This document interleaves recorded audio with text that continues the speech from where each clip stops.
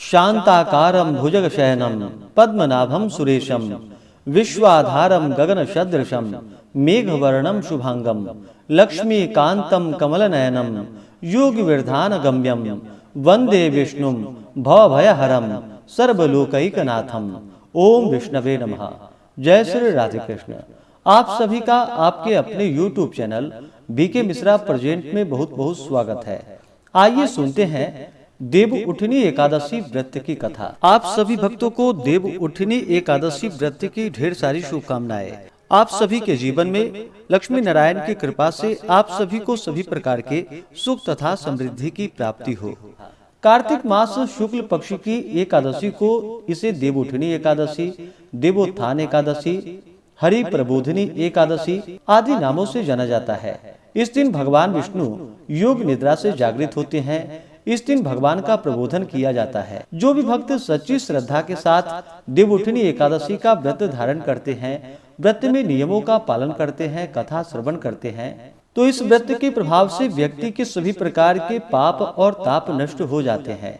यह व्रत 1000 अश्वमेध यज्ञ और 1000 राजसु यज्ञ करने का पुण्य फलों को प्रदान करता है। तो आइए सुनते हैं देव उठनी एकादशी व्रत की कथा। अगर आप एकादशी व्रत के उपलक्ष्य में ब्राह्मण दक्षिणा, अन्नदान, वस्त्र दान आदि के लिए देना चाहते हो तो आप अपने श्रद्धा और सामर्थ्य के अनुसार हमें डिस्क्रिप्शन में जाकर के वहां से गूगल पे, फोन पे या अकाउंट नंबर के माध्यम से आप अपने श्रद्धा और सामर्थ्य के अनुसार हमें ब्राह्मण दक्षिणा प्रदान कर सकते हैं। तो आइए सुनते हैं देव उठनी एकादशी व्रत की कथा। तो बोलिए प्रेम से भगवान विष्णु की जय, माता लक्ष्मी की जय, सर्व देवी देवता की जय। कथा के अनुसार एक बार ब्रह्मा जी ने कहा कि हे मुनि श्रेष्ठ, गंगा जी तभी तक पाप नाशिनी है जब तक कि प्रबोधिनी एकादशी नहीं आती। तीर्थ और देवस्थान भी तभी तक पुण्य स्थल कहे जाते हैं जब तक कि प्रबोधिनी का व्रत नहीं किया जाता। प्रबोधिनी एकादशी के व्रत से 1000 अश्वमेध एवं 1000 राजसु यज्ञ करने का पुण्य फल प्राप्त होता है। ब्रह्मा जी के ऐसे वचन को सुनकर नारद जी ने कहा कि हे देव, एकादशी में एक बार भोजन करने या न करने का क्या फल होता है? ब्रह्मा जी ने कहा, शाम को भोजन करने वाले के 1 जन्म के, रात को भोजन करने वाले के 2 जन्म के और पूर्ण व्रत रखने वालों के 7 जन्म के पाप नष्ट हो जाते हैं। महान दुर्लभ एवं अप्राप्य वस्तु भी इस प्रबोधिनी एकादशी व्रत के पुण्य प्रभाव से निस्संदेह प्राप्त होती है। ब्रह्मा जी ने कहा कि हे नारद, विधि एवं श्रद्धा तथा भक्ति के साथ किया हुआ थोड़ा एवं अल्प पुण्य भी महान होता है। प्रबोधिनी एकादशी व्रत के संकल्प मात्र से ही 100 जन्मों के पाप नष्ट हो जाते हैं।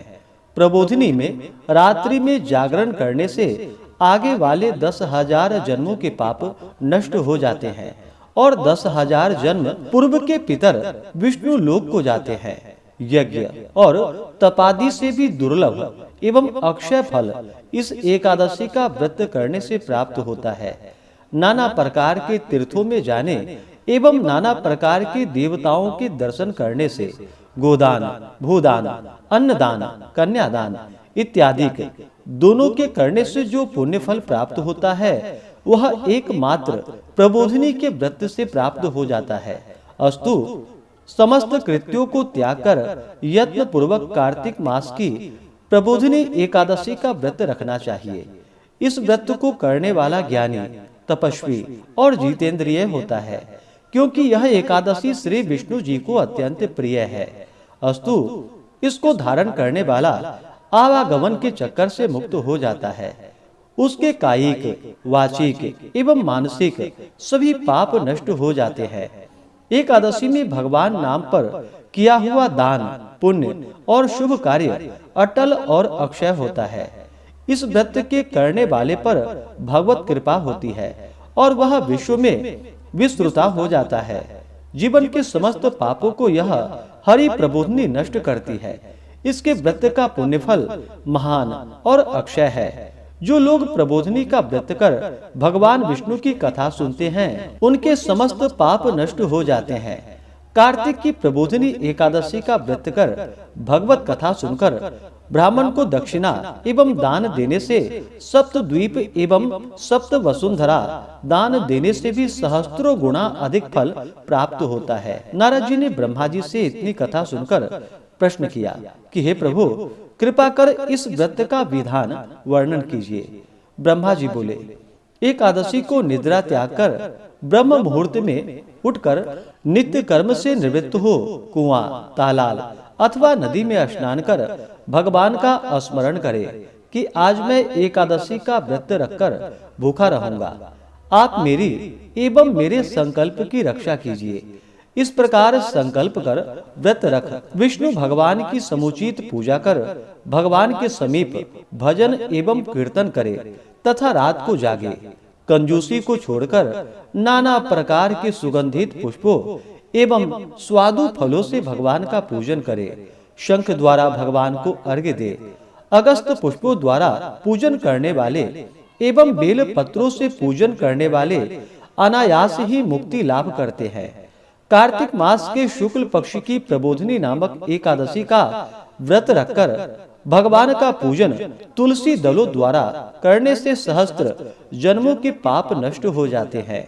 कार्तिक मास में तुलसी का पौधा लगाने, उसे सींचने, सेवा करने तथा दर्शन करने मात्र से जन्म जन्मांतर के पाप नष्ट हो जाते हैं।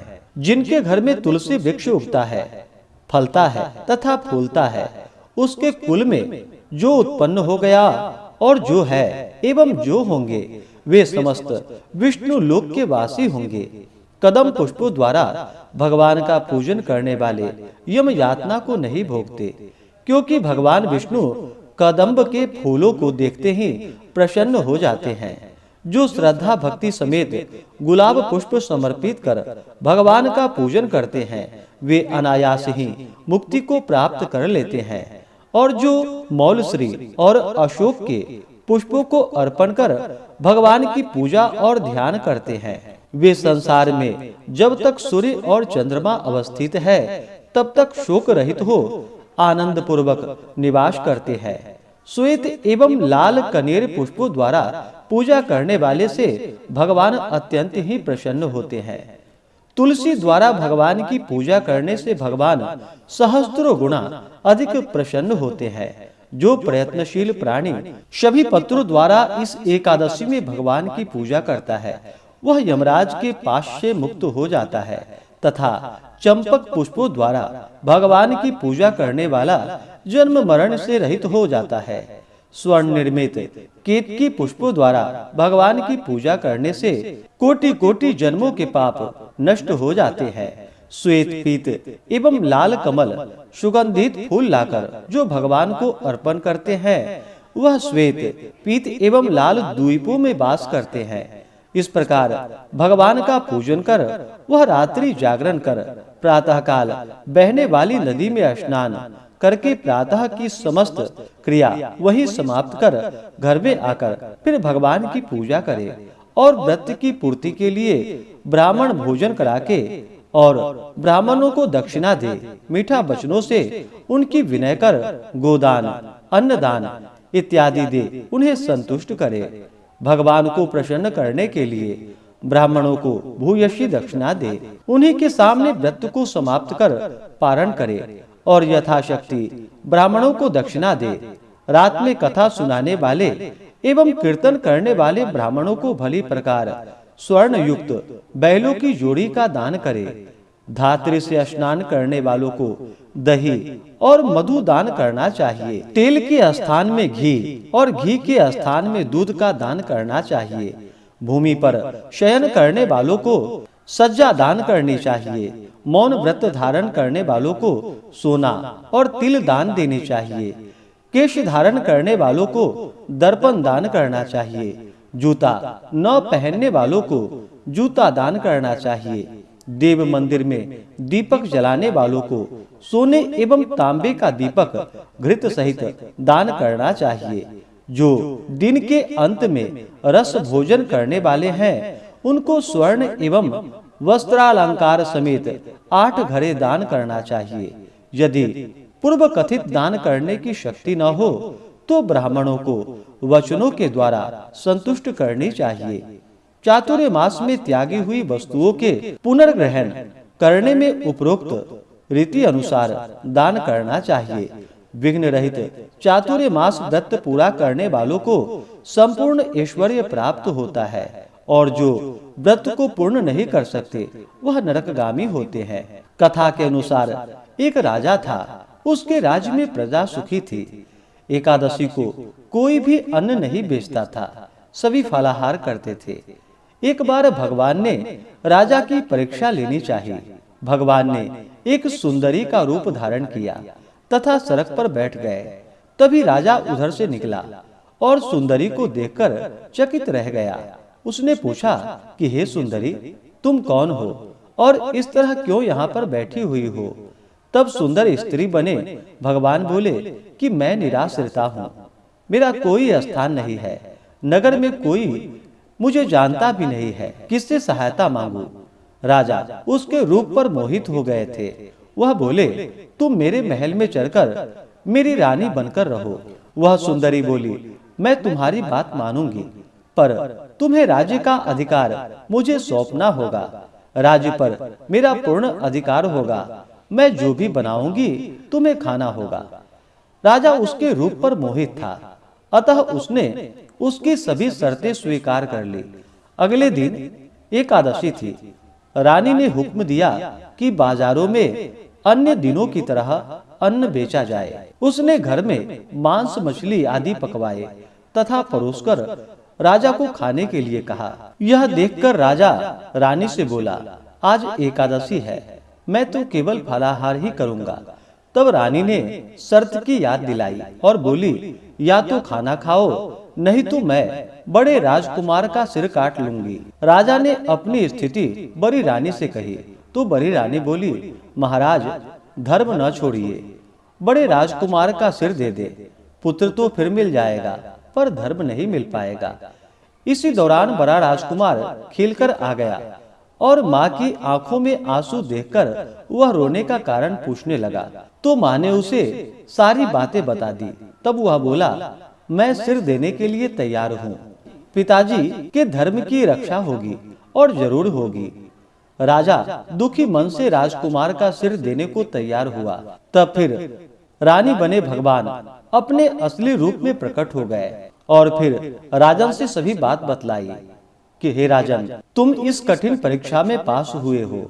भगवान ने प्रसन्न मन से राजा से वर मांगने को कहा तो राजा बोला, आपका दिया हुआ मेरे पास सब कुछ है, हमारा आप उद्धार कीजिए। उसी समय वहां पर एक विमान उतरा और राजा ने अपना राज्य पुत्र को सौंप दिया और विमान में बैठकर परम धाम को चला गया। इस प्रकार से जो भी भक्त सच्ची श्रद्धा के साथ एकादशी का व्रत धारण करते हैं तो भगवान विष्णु की सानिध्य की प्राप्ति होती है तथा वैकुंठ धाम की प्राप्ति होती है। जन्म जन्मांतरों के पापों का नाश होता है। तो बोलिए प्रेम से भगवान विष्णु की जय, माता लक्ष्मी की जय। इस बार सनातन पंचांग के अनुसार जो कि एकादशी का व्रत 2 दिन पड़ा है, वहीं पे वाराणसी पंचांग के अनुसार और बिहार के पंचांगों के अनुसार जो कि एक ही दिन एकादशी का व्रत पड़ा है।